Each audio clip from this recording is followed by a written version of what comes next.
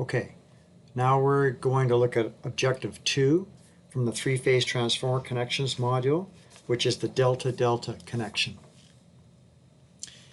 And like the YY, we are taking three single-phase transformers and connecting, in this case, connecting the three H windings from those single-phase transformers for a delta primary, and connecting the three X windings from those single-phase transformers to make a delta secondary. I think the only other information that's important to see on this sheet is just to remember that when I'm using any kind of a delta connection for a three-phase transformer connection, I have to match transformers using the rules for paralleling transformers. And whenever we're using delta connections, the rules for delta are applied, in this case for both the primary and the secondary sides. Now again, this is probably the easiest way to see how we are taking three single-phase transformers and making a delta connection on the primary and the secondary. On the primary, we are just connecting our supply. In this case, it's a delta supply with just three supply lines. And we are connecting those lines to H1 of each transformer. Line A of the primary goes to H1 of transformer A. Line B of the primary goes to H1 of the B transformer. Line C of the primary goes to H1 of the C transformer. So the lines are connected to the H1 terminals, and then to create a delta, we just go end to beginning, end to beginning, end to beginning. The end of A phase connects to the start of B phase. The end of B phase connects to the start of C phase. The end of C phase connects to the start of A phase. And we do exactly the same thing with the X windings of the three transformers to make a delta secondary.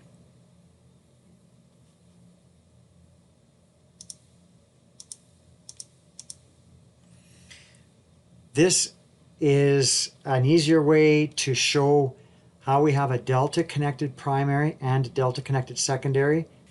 The three H windings from the single phase transformers are connected in a delta on the primary. The three X windings from the transformers are connected in a delta on the secondary. And here it's easier to see again what I mean when I say if the line is connected to H1 of phase A, the end of that winding is connected to the start of B phase. The end of B phase is connected to the start of C phase. End of C phase connected back to the start of A phase. So this again explains how we get a delta on the primary and secondary side. Now, if we have three single-phase transformers that are each rated at 200 kVA and connect the H windings in delta for the primary, connect the X windings in delta for the secondary, we can calculate some values, some rated values for this connection. We'll start with what is the total kVA of the transformer bank. Now, as each of these questions come up, you can pause the recording and calculate a value if you like. I will go through them one at a time.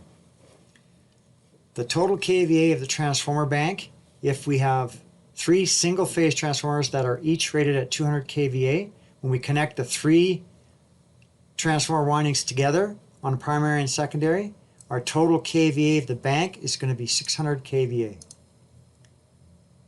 What is the rated primary phase voltage? Our primary is a 13,800 volt delta supply. We have line A, B, and C from a delta supply that is 13,800 volts. That is the line voltage. The phase voltage in delta, the rule is I line equals I phase, so the phase voltage will be 13,800 as well. The primary phase current. The primary phase current is the phase VA divided by the phase voltage, and the phase VA for the primary is 200 kVA. Each phase is 200 kVA. The phase voltage is 13,800. So 200,000 VA divided by 13,800 volts should give me a primary current of 14.5 amps. What is the primary line current? In delta, the rule for current is line current equals phase current times root 3. So 14.5 amps times root 3 will give me the line current of 25.1 amps. On the secondary of this transformer, what is the rated secondary phase voltage? We always figure out voltages for three-phase transformer connections from the primary through to the secondary and out to the load. And we always figure out currents from the load back to the secondary of the transformer and then back to the primary. So to figure out what the phase voltage on the secondary of this transformer is, the ratio for this transformer goes from phase on the primary to phase on the secondary. So if the primary phase voltage is 13,800, on the secondary, it'll be 13,800 divided by 28.75, and that would give me a phase voltage on the secondary of 480 volts. The line voltage on the secondary, the rule for delta, is line voltage equals phase voltage. So the line voltage that is supplied to the load now would be 480 volts also. The secondary phase current is found by taking the phase VA, 200 kVA, divided by the phase voltage. So 200 kVA divided by 480 volts would give me a rated secondary phase current of 416.67 amps. And the line current on our secondary, the rule for delta connections is line current equals phase current times root 3. So 416.67 amps times root 3 would give me a line current on the secondary, a rated line current on the secondary of 721.69 amps. So when you have a set value of kVA for each transformer that we use in this connection, we can find rated values for this delta-delta transformer connection. In this last slide, we are going to take the same three transformers connected delta-delta and connect a set load on a secondary. The total rated load for this connection is 600 kVA, and we are going to connect a 500 kVA balanced load to the secondary of this connection and find some values once we know the load we actually have connected. If we want to find the primary phase and line current, again, there are two ways to solve for this. If the load is a 500 kVA balanced load on the secondary, that load is reflected back on the primary. Whenever we say primary VA equals secondary VA, if our secondary VA is 500 kVA, that is what our primary VA is as well. And so with this load reflected on the primary, each phase winding carries 1/3 of the load, and 500 kVA divided by 3 is 166.7 kVA. Now I phase equals VA phase over V phase. So 166.7 kVA on each phase divided by 13,800 volts will equal 12.1 amps for phase current. And if we know the phase current, the line current for delta is phase current times root 3. So 12.1 amps times root 3 would be 20.9 amps.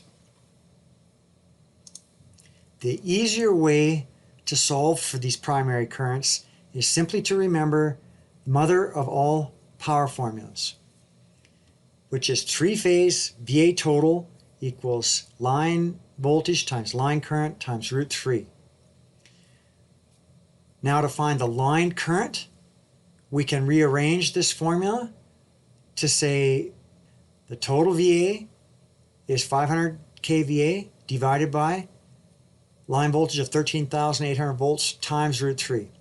And that would give us a calculated value of 20.9 amps for the line current on the primary of this transformer. And if the line current is 20.9 amps, the phase current is the line current divided by root 3 in delta, and the phase current is 12.1 amps. On the secondary, we can do the same calculations. The first way to solve the secondary currents, again, the load is balanced, and so on the secondary, each phase winding will carry 1/3 of the load, which would be 500 kVA divided by 3, 166.7 kVA. So the phase current is going to be the phase VA divided by the phase voltage. So 166.7 kVA divided by a phase voltage of 480 would give me a phase current of 347.3 amps. And if we know the phase current on the secondary, the line current for delta systems is phase current times root 3. So 347.3 amps times root 3 will give me 601.5 amps for a line current on the secondary.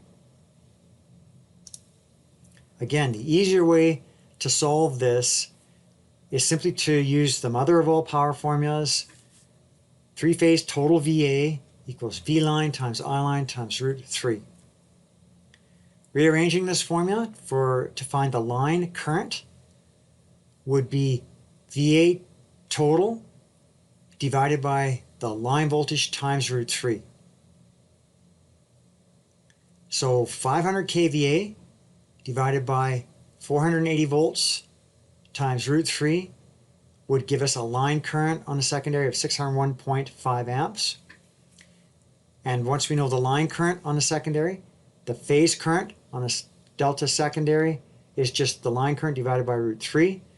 601.5 amps divided by root 3 gives me a phase current of 347.3 amps. So this is the way that you can calculate currents for a load that is connected on the secondary of this delta-delta system. Hopefully seeing a few examples like this will help you understand how currents and voltages work in these systems. That's it for now.